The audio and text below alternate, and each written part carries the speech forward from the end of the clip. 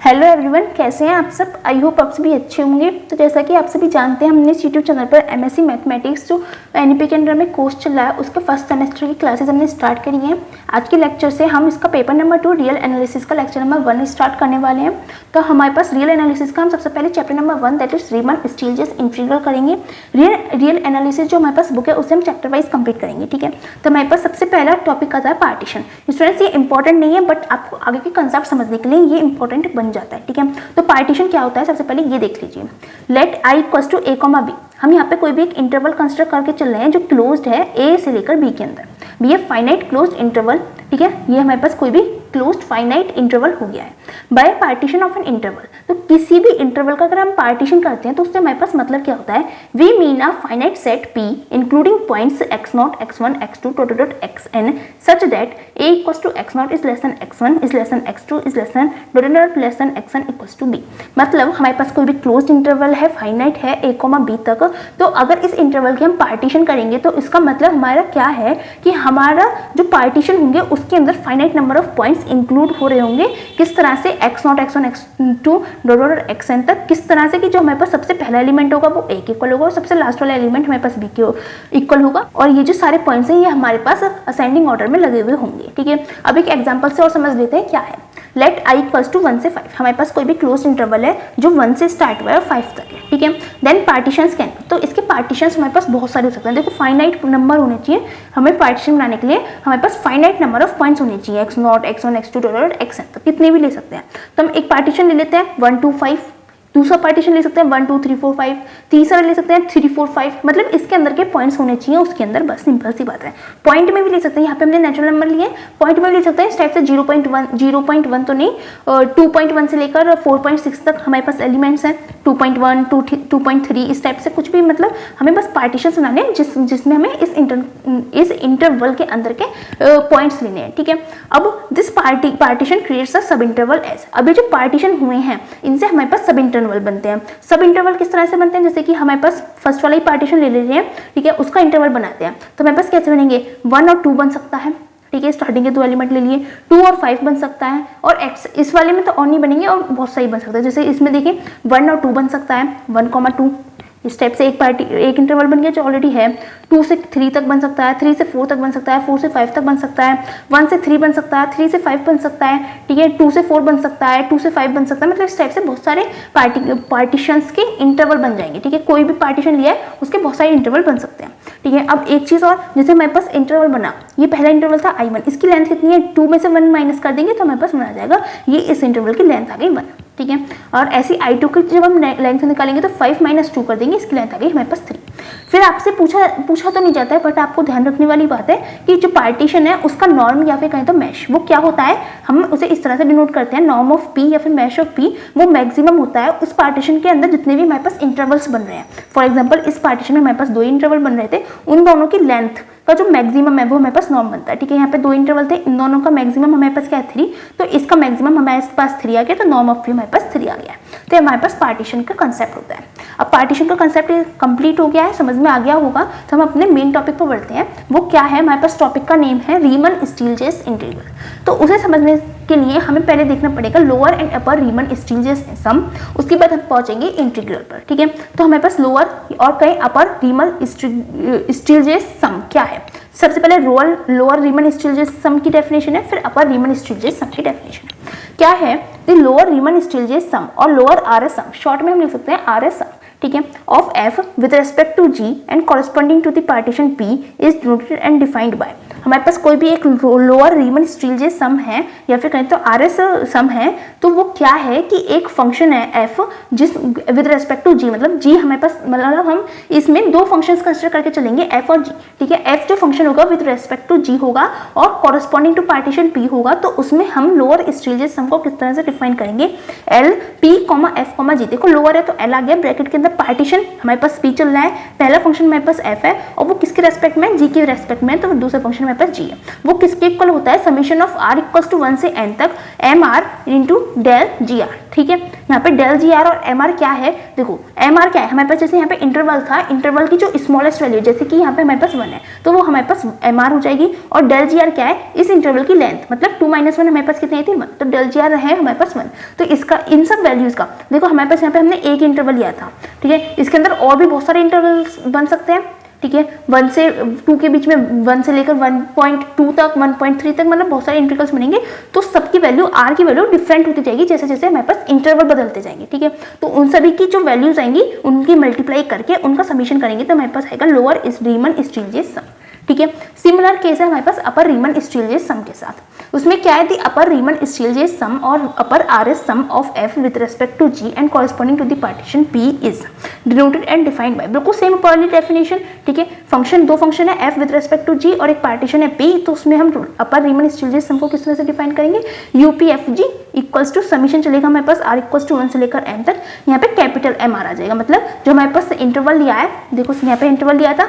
ठीक है, इंटरवल की जो मैक्सिमम वैल्यू यहाँ पे कितनी है 2, पहले वाले में हम छोटा एम आर था तो हमारे पास स्मॉल वैल्यू ले रहे थे, यहाँ पे बड़ा है तो हम कैपिटल वाली लेंगे, तो यहाँ पे हमारे पास आ जाएगा 2 और डेल जी आर उस इंटरवल की लेंथ कितनी है। ठीक है, और यहाँ पे हम इंटरवल नहीं सब इंटरवल लेके चलते हैं, मतलब इंटरवल के भी इंटरवल मतलब इंटरनल के भी पार्ट्स बना के सब इंटरवल्स की वैल्यू लेके चलते हैं, इसलिए हमारे पास आर इक्वल्स टू 1 से जितने भी उसमें सब इंटरवल्स बन रहे हैं उन सभी की प्रोडक्ट करके उनको ऐड करना है।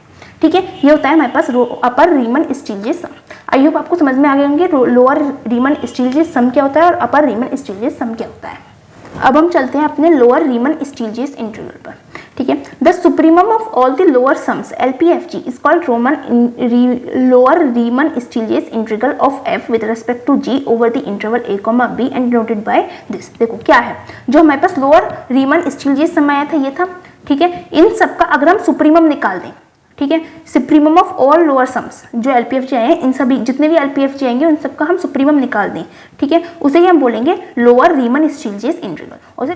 तो उसे हम डिनोट किस तरह से करेंगे, इंटीग्रेशन करेंगे ए से लेकर बी तक, ए हमारे पास लोअर बाउंड होगा एफ इंटू डी जी, और हम क्या ले सकते हैं integration A lower bound B F X into D G X, मतलब एफ और जी हमारे पास एक्स के फंक्शन होंगे, ये इक्वल होगा किसके, supremum of L P F G मतलब लोअर रीमन स्टीलजेस सम के, और यहाँ पे जो पी है वो पार्टीशन हमारा लिया जाएगा इंटरवल ए कॉमा बी से। ठीक है, इस तरह से हम लोअर रीमन स्टीलजेस इंटीग्रल को डिफाइन करते हैं, डिनोट करते हैं। अब हमारे पास नेक्स्ट है अपर रीमन स्टीलजेस इंटीग्रल। इसकी डेफिनेशन भी बिल्कुल सेम पहले जैसी है, बस थोड़ा सा अंतर आ जाएगा, उसमें सुप्रीमम था यहाँ पे इन्फीमम आ जाएगा। तो क्या है अपर रीमन स्टीलजेस इंटीग्रल की definition, the infimum of all the upper sums UPFG is called upper Riemann Stieltjes integral of F with respect to G over closed interval a, b and denoted by, मतलब हमारे पास infimum है सारे upper sums का, that is UPFG का, उसे हम अगर उन सभी का इन्फीमम जो होगा वो हमारे पास होगा upper Riemann Stieltjes integral of F with respect to G over close interval this. ठीक है, और डिनोट किस तरह से करेंगे, हम इंटीग्रेशन करेंगे ए से लेकर बी तक, बी क्या होगा हमारे पास अबव बाउंडेड होगा एफ इंटू डी जी, और हम क्या ले सकते हैं इंटीग्रेशन ए से लेकर बी तक, बी अबव बाउंडेड है, और F X into D G x, जहाँ पे एफ और जी मतलब एक्स के फंक्शन है, इक्वल्स टू आएगा हमारे पास infimum of UP F G, जहाँ पे पी हमारा किसको बिलोंग कर रहा है, ए कॉमा बी इंटरवल को बिलोंग कर रहा है।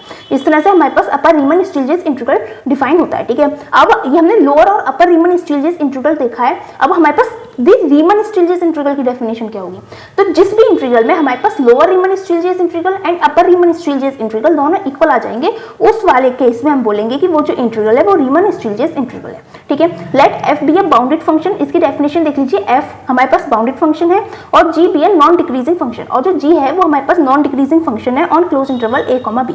नॉन डिक्रीजिंग का मतलब मोनोटोनिकली इंक्रीजिंग है, आपको कहीं पर मिलेगा नॉन डिक्रीजिंग, कहीं पर मिलेगा मोनोटोनिकली इंक्रीजिंग। ठीक है, दोनों का मतलब सिमिलर सा है, सेम नहीं है बट सिमिलर सा है, तो और आपके रीमन स्टीलजेस इंटीग्रल में यही डेफिनेशन यूज होगी। ठीक है, एफ आपके पास बाउंडेड फंक्शन है और जी आपके पास नॉन डिक्रीजिंग फंक्शन है close interval A comma B पर, then F is called R S integrable on A comma B with respect to G. तो हमारे पास जो एफ फंक्शन है उसे कहेंगे कि वो रीमन स्टीलजेस इंटीग्रल है ए कॉमा बी इंटरवल पर with respect to G, if and only if, उसके लिए कंडीशन क्या है हमारे पास, जो लोअर रीमन स्टीलजेस इंटीग्रल है वो इक्वल होना चाहिए अपर रीमन स्टीलजेस इंटीग्रल के। दोनों के जो जिस तरह से हम डिनोट कर रहे हैं वो दोनों डेफिनेशंस आपस में इक्वल रखती है। ठीक है, ये होता है हमारे पास रीमन स्टीलजेस इंटीग्रल। आई होप आपको ये इंपॉर्टेंट डेफिनेशंस हैं समझ में आ गई होंगी, आपसे वेरी शॉर्ट में पूछी जा सकती हैं, और नहीं तो आपकी जितनी भी थ्योरम्स वगैरह प्रूफ होंगी उनमें सभी में इनका यूज होने वाला है, तो इनको ध्यान रखिएगा। ठीक है, अब हम एक थ्योरम देख लेते हैं, बहुत छोटी सी थ्योरम है, ठीक है, क्या थ्योरम है, late f, g such that a, b से r be a bounded functions and g be monotonic increasing. If p is any partition of the interval a, b then LPFG is less than equals to UPFG. मतलब हमारे पास function है f और g जो a, b interval से real number के set पर bounded set पर define हो रहा है और वो बाउंडेड फंक्शंस हैं और जो g जो है वो मोनोटोनिकली इंक्रीजिंग है। देखो हमने पहले बता दिया था या तो नॉन डिक्रीजिंग देख रखा होगा या मोनोटोनिक इंक्रीजिंग देख रखा होगा। ठीक है, if p is any partition of the interval a, b, अब a, b का हम कोई पार्टीशन ले रहे हैं p, तो हमें शो करना है कि जो p LPFG होगा वो लेस देन इक्वल्स होगा यूपीएफजी। ठीक है, एल क्या है, एलपीएफजी क्या है, लोअर रीमन स्टीलजेस सम है और यूपीएफजी क्या है, अपर रीमन स्टीलजेस सम है। तो ये चीज आपको साफ साफ दिख रही है, लोअर सम है, ये अपर सम है, तो ये ऑब्वियसली छोटा होगा। ठीक है, बट इसको हमें प्रूफ करना है। प्रूफ किस तरह से करेंगे, let F be any bounded function and G be any monotonic increasing function. Let p be any partition of a, b that is p equals to, देखो हमने f बाउंडेड फंक्शन लिया है, g को non decreasing या फिर monotonically increasing function लिया है, p हमने कोई भी पार्टीशन लिया है a, b का, किस तरह से लिया है, p इक्वल्स टू हमारे पास जो पार्टीशन होता है वो किस फॉर्म में था, x0, x1, x2 dot xn तक था, जिसमें x0 हमारे पास a के इक्वल था और xn हमारे पास b के इक्वल था।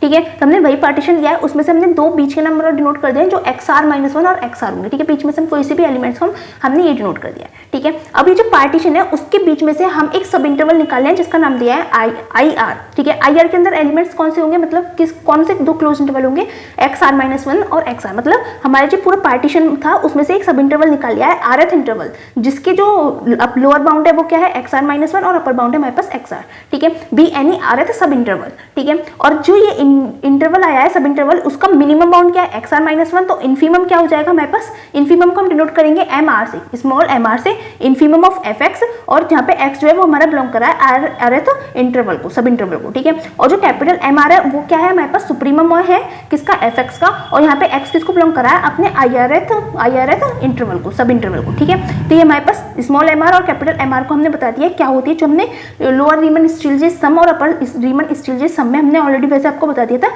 बट वहाँ की डेफिनेशन इस तरह से कि जो हमने सब इंटरवल लिया है उसकी जो इन्फीमम वैल्यू होगी वो हमारे पास स्मॉल mr होगी और जो उसकी सुप्रीमम वैल्यू होगी वो हमारे पास कैपिटल mr होगी। ठीक है, और यहाँ पे डेल जी आर क्या है, डेल जी आर है हमारे पास जो हमने सब इंटरवल लिया है उसकी लेंथ। ठीक है, तो ये कितनी हो जाएगी, xr-1 हमारे पास ये उसकी लेंथ हो जाएगी।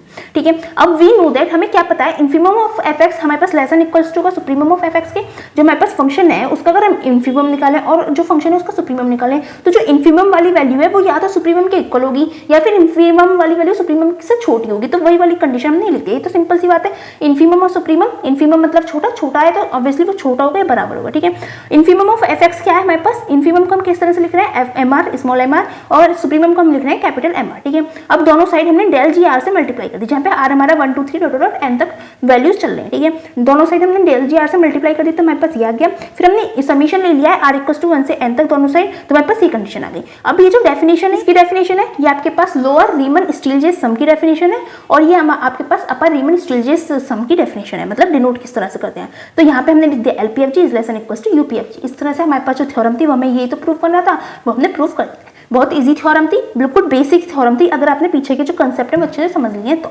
ठीक है, अगर आपको कोई डाउट रहता है तो आप हमसे कमेंट सेक्शन में पूछ सकते हैं, और अगर आपको हमारी वीडियोस अच्छी लग रही है तो प्लीज़ हमारी वीडियोस को लाइक कीजिएगा, अपने फ्रेंड्स के साथ शेयर कीजिएगा एंड हमारे चैनल को सब्सक्राइब कीजिएगा। Thanks for watching.